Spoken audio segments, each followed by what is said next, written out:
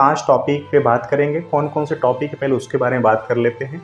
Perseverance rover किस ग्रह पर डस्ट डेविल, इसको धूल का शैतान भी कहा जा रहा है, तो इसके बारे में एनालिसिस करेंगे। कौन सा सैटेलाइट गया था, किस ग्रह पे ऐसी बातें आई हैं।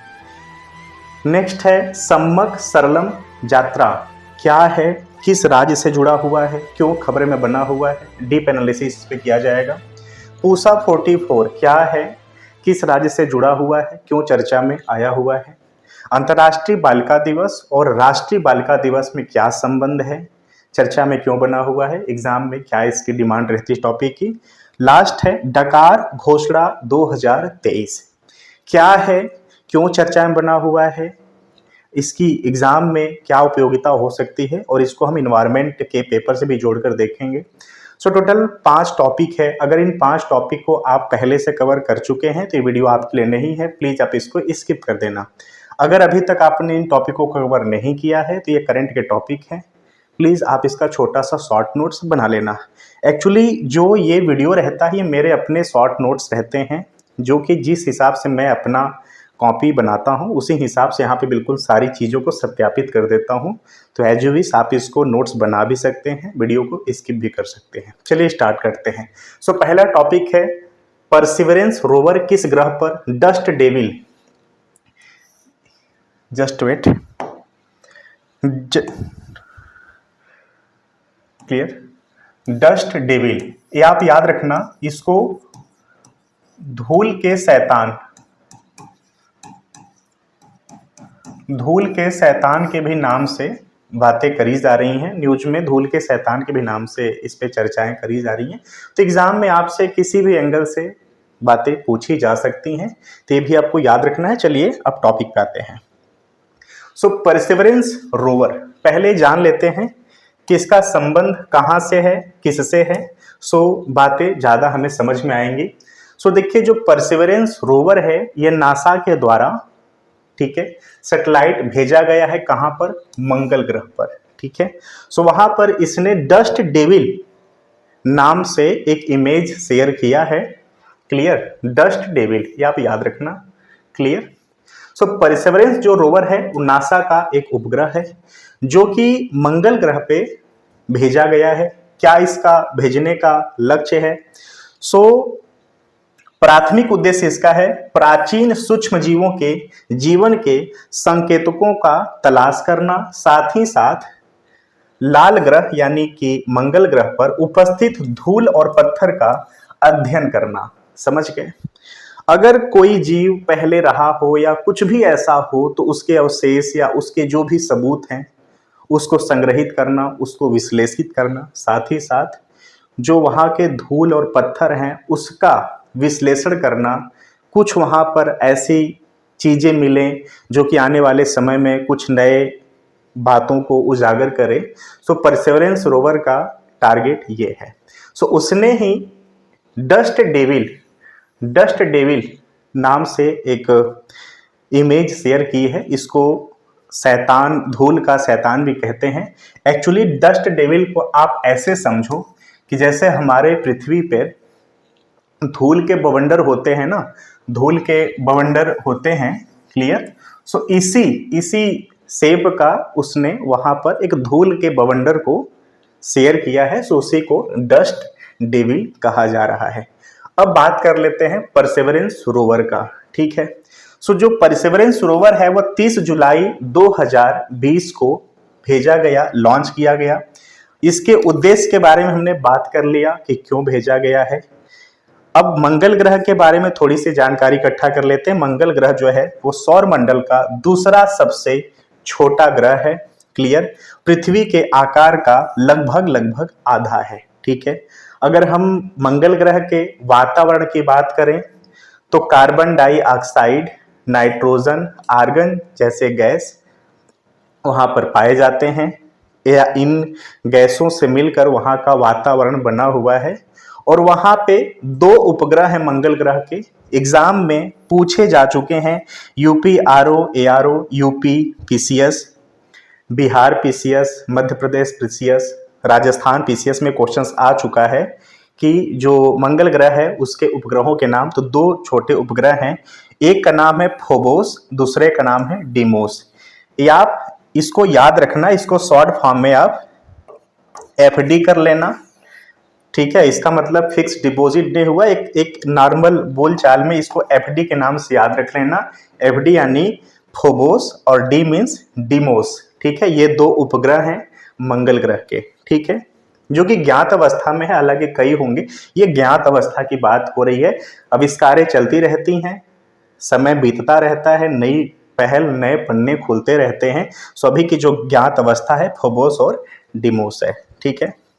सो हमने जान लिया परसेवरेंस रोवर के बारे में, जो इमेज इसने शेयर किया है। सो हो सकता है कि डस्ट डेविल से न पूछ करके रोवर से पूछ ले, ठीक है, या किस देश के द्वारा भेजा गया है। एक बात और याद रखना कि पूरे विश्व में मंगल ग्रह पर, क्लियर, मंगल ग्रह पर भेजे गए जो उपग्रह हैं उसमें टॉप 1 अगर कोई कंट्री है तो वह है अमेरिका। ये भी आप याद रखना, मंगल ग्रह पे अभी तक अमेरिका सबसे ज्यादा उपग्रह को भेजा है, तो ये भी आपको याद रखना है, ठीक है।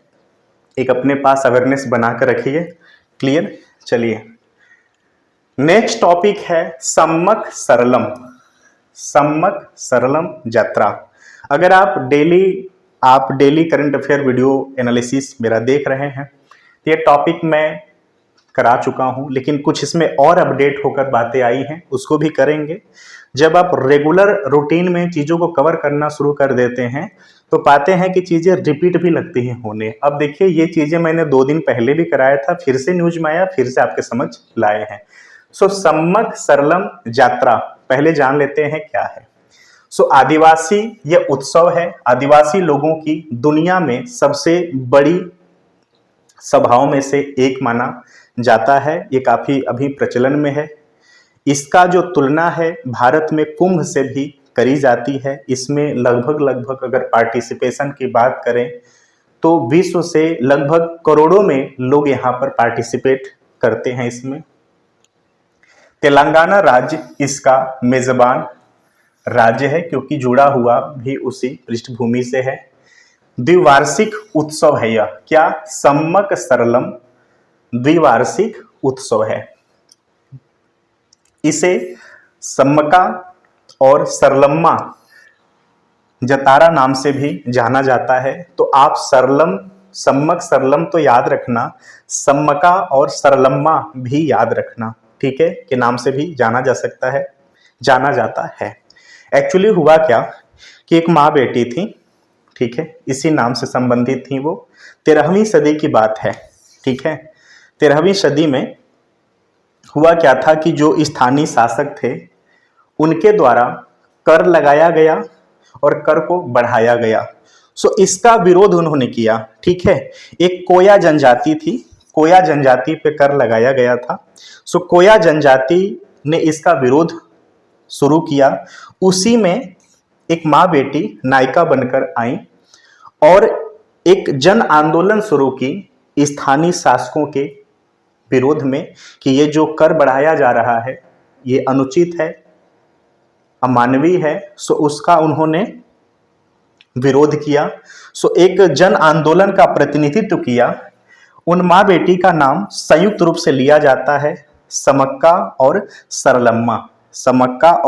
सरलम्मा, ठीक है। तो इन्हीं के नाम से यह उत्सव, यह यात्रा भी मनाया जाता है।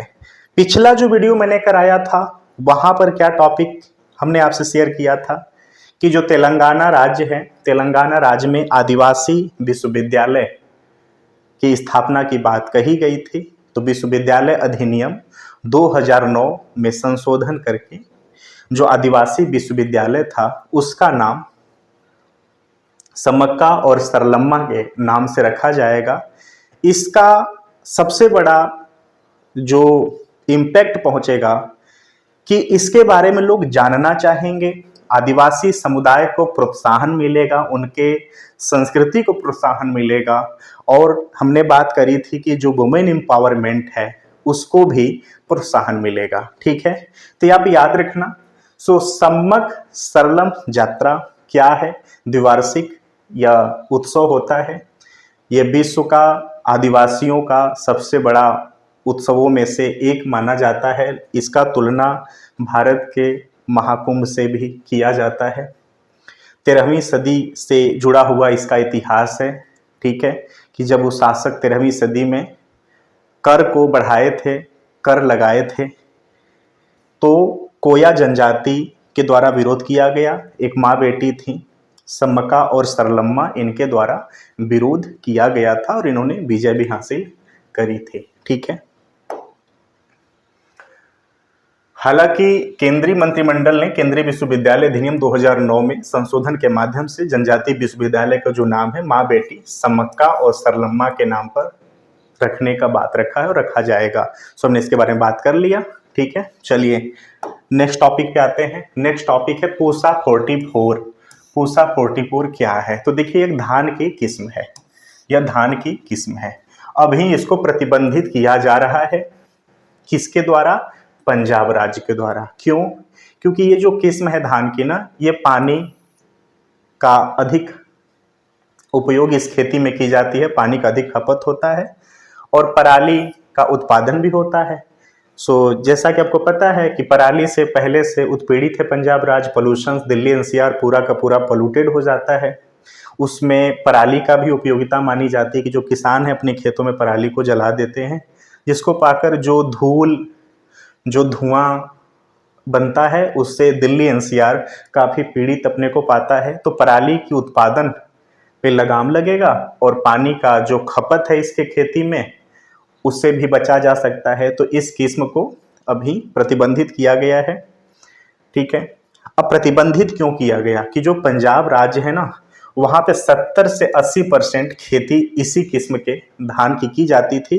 क्यों? क्योंकि एक अच्छा प्रभावशाली उत्पादन इसमें मिलता है, एक अच्छा खासा लाभ भी किसानों को मिलता था। तो इसलिए इसका पूरे पंजाब राज्य में 70 से 80% इसी किस्म के धान की खेती होती थी। तो पूसा 44 आप समझ गए, एक धान का किस्म है, ठीक है। चलिए, हाँ, जो पंजाब राज्य है उसके मुख्यमंत्री का नाम भगवंत मान सिंह है, इन्होंने ही प्रतिबंध लगाया है, तो इसको हमने बात कर लिया। नेक्स्ट टॉपिक है अंतर्राष्ट्रीय बालिका दिवस। अंतर्राष्ट्रीय बालिका दिवस है, काफ़ी इंपॉर्टेंट ये टॉपिक है। क्यों? क्योंकि अंतर्राष्ट्रीय बालिका दिवस और राष्ट्रीय बालिका दिवस, कंफ्यूज मत होना। अंतर्राष्ट्रीय बालिका दिवस अलग है, राष्ट्रीय बालिका दिवस अलग है। अंतर्राष्ट्रीय बालिका दिवस पूरे विश्व के द्वारा मनाया जाता है, राष्ट्रीय बालिका दिवस ये भारत का प्रतिनिधित्व के द्वारा मनाया जाता है, ठीक है। हर साल यूनिसेफ द्वारा मनाया जाता है। ये भी एग्जाम में पूछा जा सकता है कि अंतर्राष्ट्रीय बालिका दिवस जो है वो यूनिसेफ के द्वारा इसका प्रतिनिधित्व किया जाता है। डेट क्या है? 11 अक्टूबर, ये आपको याद रखना है। सस्टेनेबल डेवलपमेंट एसडीजी की बात अगर करें,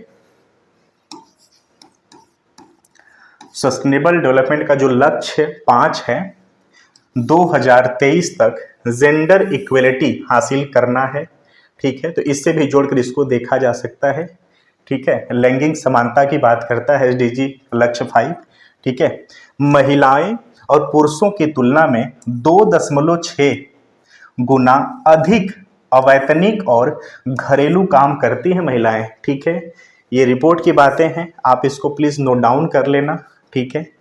ये हमारे मेंस आंसर राइटिंग और एसे राइटिंग में काफ़ी काम आएगा।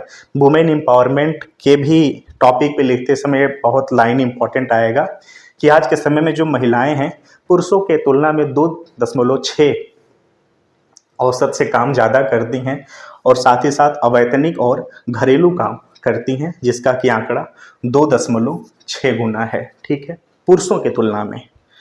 शुरुआत में इसका जो शुरुआत है, किसकी बात हम कर रहे हैं? अंतर्राष्ट्रीय की। शुरुआत में इसका जो शुरुआत है एनजीओ के द्वारा किया गया था और एनजीओ ने यूएन से रिक्वेस्ट किया था कि ये जो डेट है, ठीक है, इस डेट को चिन्हित करिए ताकि विश्व का जो आकर्षण है, जो ध्यान है महिला सशक्तिकरण पे, जेंडर इक्वलिटी पे, ठीक है, और बालिका प्रमोशंस पे जाए, ठीक है, वुमेन एम्पावरमेंट की तरफ ये बातें कही गई थी। तो ये भी लाइन काफ़ी इम्पॉर्टेंट है। और साथ ही साथ जब एनजीओ पे लिखने की टॉपिक, एनजीओ की बातें आएंगी ना, तो ये उदाहरण बहुत अच्छा होगा कि जो अंतर्राष्ट्रीय बालिका दिवस का जो 11 अक्टूबर का डेट है ना, आज एक एनजीओ का ही देन है कि इसको हम सेलिब्रेट करते हैं पूरे विश्व में। तो ये भी आपको याद रखना है कि एनजीओ कभी कभी बहुत उपयोगी और कहो भी समाज के लिए लाभकारी काम कर जाते हैं, ठीक है। तो ये भी आपको याद रखना है। अब भारत का जो अंतर्राष्ट्रीय और राष्ट्रीय बालिका दिवस है, क्या है इसमें भारत का इम्पैक्ट। तो देखिए, जो भारत में राष्ट्रीय बालिका दिवस मनाया जाता है वह 24 जनवरी का डेट है, याद रखना। एक तो है 11 अक्टूबर, ठीक है, 11 अक्टूबर। एक है 24 जनवरी, ठीक है। यह भारत के द्वारा सेलिब्रेट किया जाता है।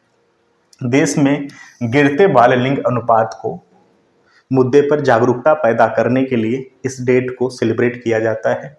शुरुआत इसका 2008 से हुआ है, तो ये भी काफ़ी इम्पोर्टेंट टाइमिंग है। ये आप याद रखना कि जो राष्ट्रीय बालिका दिवस 24 जनवरी है, इसका शुरुआत 2008 से हुआ है।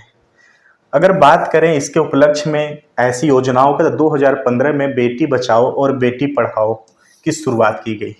इस योजना का विशेषता क्या है, यह त्रिमंत्रालयीय योजना है, ठीक है। और 3 मंत्रालय कौन कौन से हैं, पहला है महिला एवं बाल विकास मंत्रालय, दूसरा है मानव संसाधन एवं विकास मंत्रालय, तीसरा है स्वास्थ्य एवं परिवार कल्याण मंत्रालय। इन 3 मंत्रालयों के द्वारा इसको कार्यान्वित किया जा रहा है। बेटी बचाओ बेटी पढ़ाओ 2015 में लाया गया था, ठीक है।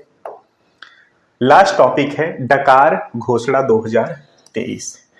आप इसको इन्वायरमेंट के पेपर से जोड़कर देख सकते हैं। दुनिया के सबसे जो कम विकसित देश हैं, ठीक है, उनके मंत्रियों ने COP28 जो के लिए अपनी अपेक्षाओं को रेखांकित करते हुए जलवायु परिवर्तन पर संयुक्त डकार घोषणा जारी किया है। तो इस वर्ड को आप हर एक एंगल से याद कर लेना कि डकार घोषणा क्या है, या डकार घोषणा का किस COP से जुड़ाव है, किस COP नंबर से जुड़ाव है, ठीक है। इसका उद्देश्य क्या है। देखिए, इसका मेन उद्देश्य कहने का यही है कि जो वैश्विक तापन बढ़ रही है ना, ग्लोबल वार्मिंग का जो समस्या आज के समय में आ रही है, उसका टारगेट 1.5 डिग्री सेल्सियस का टारगेट फिक्स किया गया है कि उतना या उससे कम की बातें करी गई थी।